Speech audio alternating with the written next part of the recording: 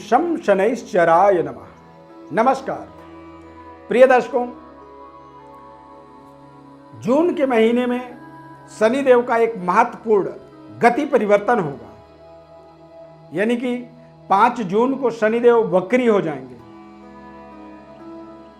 23 अक्टूबर तक ये वक्री रहेंगे, वक्रगत अवस्था में चलेंगे। टोटल 141 दिन ये समय रहेगा और 29 अप्रैल को शनिदेव मार्गीय अवस्था में मकर राशि से कुंभ राशि परिवर्तन करेंगे। अब जब मकर राशि से कुंभ राशि में जाएंगे, शनिदेव वक्री होंगे और फिर पुनः मकर राशि में आएंगे 12 जुलाई को, यानी कि 29 अप्रैल से 12 जुलाई तक का जो शनिदेव का राशि परिवर्तन प्रभाव है, उसके कारण से कर्क राशि, वृश्चिक राशि और मकर कुंभ मीन, यानी कि मकर राशि कुंभ राशि में शनि की 7.5 हो जाएगा। धनु राशि में जो 7.5 चल रहा है वो समाप्त हो जाएगा। मिथुन राशि से ढैया हट करके कर्क राशि में, और तुला राशि से ढैया समाप्त होकर के वृश्चिक राशि में ढैया का एक स्टार्टअप यहां पर होने वाला है। वक्री शनि जो है, आपको आपके जीवन के अंदर आप देखेंगे कि तमाम तरह के बदलते हुए व्यवस्था से आपको जोड़ देंगे और कई बार आपके तमाम तरह के चलते हुए कार्यों में अचानक वो वक्र होने से ही आपके व्यवस्थाओं में रुकावट भी पैदा कर सकते हैं। क्योंकि ढैया या 7.5 का प्रभाव क्यों बनता है? क्योंकि जब गोचर में आपके जन्म राशि के आधार पर शनि का जो प्लेसमेंट होता है, यानी कि 6ठा 10वां शनि का जब प्लेसमेंट होगा तो ढैया का प्रभाव बनेगा। 11वां पहला, 12वां पहला और दूसरा जब शनि का चंद्रमा से प्लेसमेंट होगा तो 7.5 का प्रभाव बनेगा। अब यदि 6ठा शनि जब चंद्रमा से होते हैं तो निश्चित रूप से यदि कैलकुलेशन करेंगे, आप जोड़ेंगे तो शनि से 8वें चंद्रमा हो जाते हैं। और जब 10वें शनि में ढैया का प्रभाव होता है तो जब शनि से आप चंद्रमा को देखेंगे तो चंद्रमा चौथे हो जाते हैं, यानी कि 4-8 का प्रभाव प्लेसमेंट में शनि से जब चंद्रमा होते हैं तो निश्चित रूप से इस तरह की व्यवस्था आपके जीवन में बनता है। चतुर्थ शनि का भी ढैया प्रभाव होता है और अष्टम शनि का भी ढैया प्रभाव होता है। ये कुछ समय के लिए परिवर्तन हो रहा है, यानी कि 29 अप्रैल से देखा जाए तो टोटल मई, जून और जुलाई में 12 जुलाई तक, यानी कि 2.25 महीने का या 2.5 महीने का ये टोटल समय काल है। इस समय में व्यवस्था बदल रही है।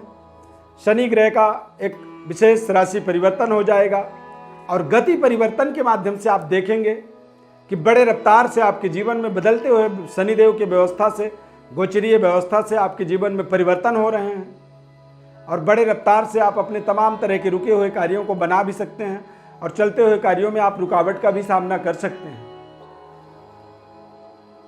यहां पर आज हम ढैया के बारे में बात करेंगे, 7.5 के बारे में बात करेंगे, यानी कि ढैया का जो प्रभाव है कर्क राशि में पड़ेगा। और कर्क राशि में भी 5 जून के बाद जब शनिदेव वक्री होंगे तो वक्री होने के बाद इसका प्रभाव आपके जीवन में ज़्यादा मजबूत तरीके से एक तरह से अपना प्रभाव देने में वो समर्थवान हो जाएंगे। तो ऐसे समय में 5 जून के बाद आपको 12 जुलाई तक बेहतर अपनी व्यवस्थाओं को बनाए रखने के लिए अपने जीवन में शनिदेव के ढैया के प्रभावों से अपने आप को बचाने के लिए एक नैतिक जिम्मेदारी लेकर के उसे स्वीकार करना होगा। इससे आप भाग नहीं सकते हैं, बच नहीं सकते हैं। तो यदि हम बच नहीं सकते हैं तो हमें उसका सामना करना चाहिए। और जब हम अपने जीवन के संघर्ष का सामना करने के लिए अपने मन से संकल्पित हो जाते हैं कि अब हम जो भी होगा हम उसकी मुकाबला करेंगे, हम उससे लड़ेंगे, और लड़ने वाले को ही योद्धा कहा जाता है, भागने वाले को कायर कहा जाता है। तो आप जब योद्धा की तरह जब आप लड़ते हैं, अपनी व्यवहारिक दृष्टिकोण में आपको सुधार करनी होती है, अपने चरित्र में, अपने व्यवहार में, अपने बातचीत के तौर तरीके में।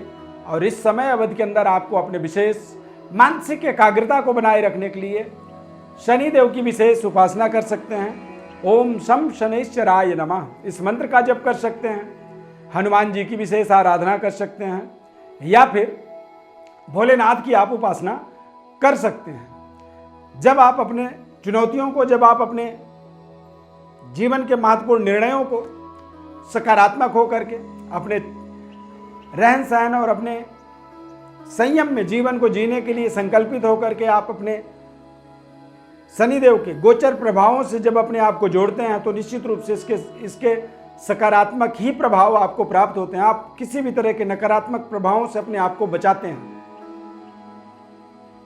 अब यदि वृश्चिक राशि की बात की जाए तो वृश्चिक राशि से चतुर्थ भाव में शनिदेव का आगमन होगा।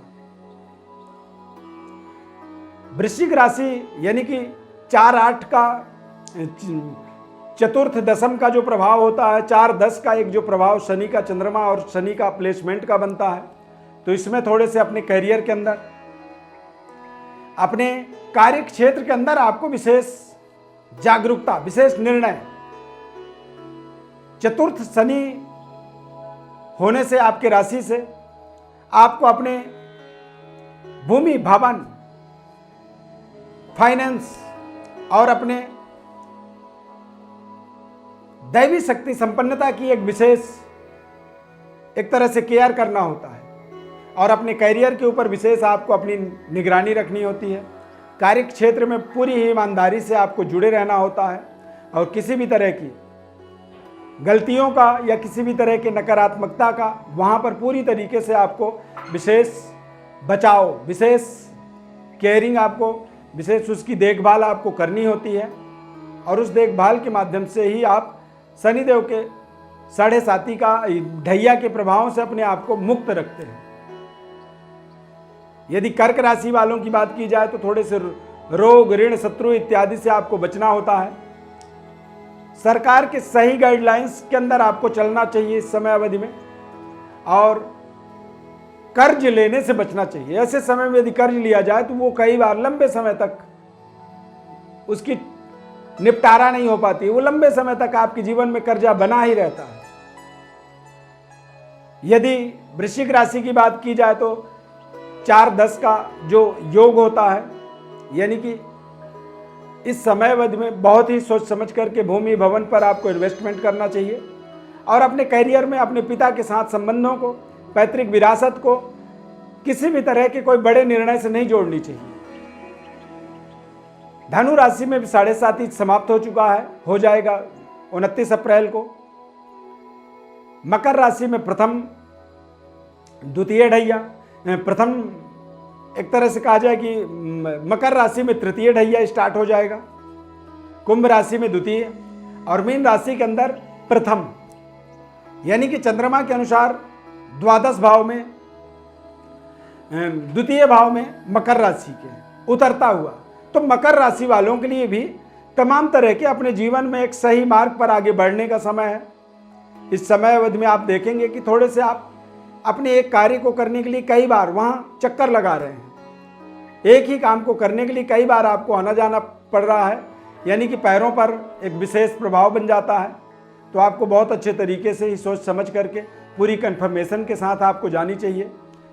उदाहरण के लिए देखा जाए कि मान लीजिए आपको किसी बैंक में जाना है कोई पैसे लेने या जमा करने, अब आपने पता नहीं कि आपको अतः पता नहीं है और आप चल दिए, पता चला आप वहाँ गए तो आज बैंक बंद है, यानी कि आपने यात्रा की, वहाँ गए भी और काम आपका नहीं हुआ, फिर लौट के आ गए।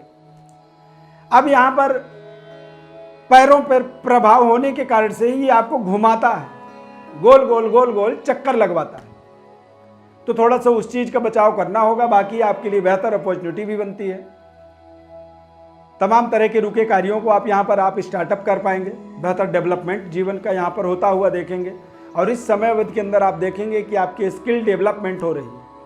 आपके वाणी के अंदर एक बेहतर परफॉर्म आत्मज्ञान की आपको प्राप्ति भी होगी।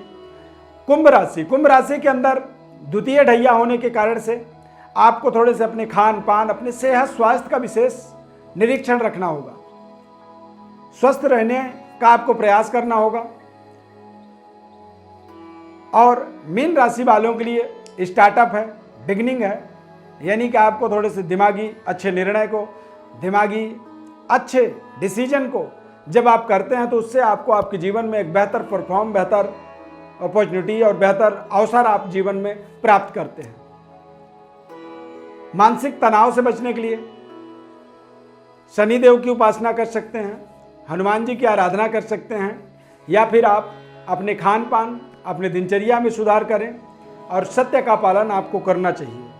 मीन राशि में ही देवगुरु बृहस्पति भी विराजमान रहेंगे और शनि की 7.5 भी स्टार्ट होगी। तो ऐसे समय में यदि आप सत्य का पालन करते हैं, सद्मार्गों में अपने जीवन को चलाते हैं और गायत्री मंत्र का आप यदि निरंतर जप करते हैं या फिर सूर्य को जल चढ़ाएं, आदित्य हृदय स्तोत्र का पाठ करें, तो इसके माध्यम से आप अपने जीवन में तमाम तरह के नकारात्मकताओं से, 7.5 के प्रभावों से अपने आप को मुक्त रखेंगे और अपने जीवन के सही मार्ग पर, सही पथ पर आप अपने आप को बढ़ाते चले जाएंगे। 29 अप्रैल के महत्वपूर्ण शनिदेव के इस राशि परिवर्तन का ढैया और 7.5 का आपको विस्तृत हमने विश्लेषण बताया है। अब यदि कोई आपके मन में और भी सवाल हैं, जवाब चाहते हैं, तो आप हमारे व्हाट्सएप पर अपनी बड़ी डिटेल भेज दें, हमारी तरफ से आपको संपूर्ण विश्लेषण बताएंगे। वर्तमान का जो प्रभाव होता है वो दरअसल हमारे जन्म राशि के आधार पर ही होता है। ज्योतिषीय परामर्श के लिए जब आप जुड़ेंगे तो आपको तमाम तरह की सवालों का जवाब, आपके संपूर्ण जन्म पत्रिका का विश्लेषण हमारी तरफ से हम आपको निःशुल्क रूप से बताते हैं। बस आपसे निवेदन यही रहता है कि हमारे चैनल को आप सब्सक्राइब कर लें, लाइक कर लें, बेल के बटन को क्लिक करें, हमारे साथ जुड़े रहें। शनिदेव का अपार कृपा आपके जीवन में बनी रहे। यदि ये कार्यक्रम अच्छा लगा तो कमेंट में आप जय शनिदेव जरूर लिखें। शनिदेव की अपार कृपा हमारे ऊपर बनी रहे, ये हमारा एक विशेष प्रयास होता है। और शनिदेव की जब कृपा होती है तो व्यक्ति अपने जीवन में सही निर्णय करता है, सही जुडिशियली का उसे लाभ होता है और सदैव वो सदमार्ग पर चलता है। जीवन बेहद कल्याणकारी होता है और ऐसे व्यक्ति की यश, कीर्ति, गुणगान सदियों तक चलते चला जाता है। तो इसीलिए हमें शनिदेव की कृपा विशेष आवश्यक होती है। बहुत बहुत धन्यवाद। इस कार्यक्रम में बस इतना ही। नए कार्यक्रम में फिर मिलेंगे। जय शनिदेव।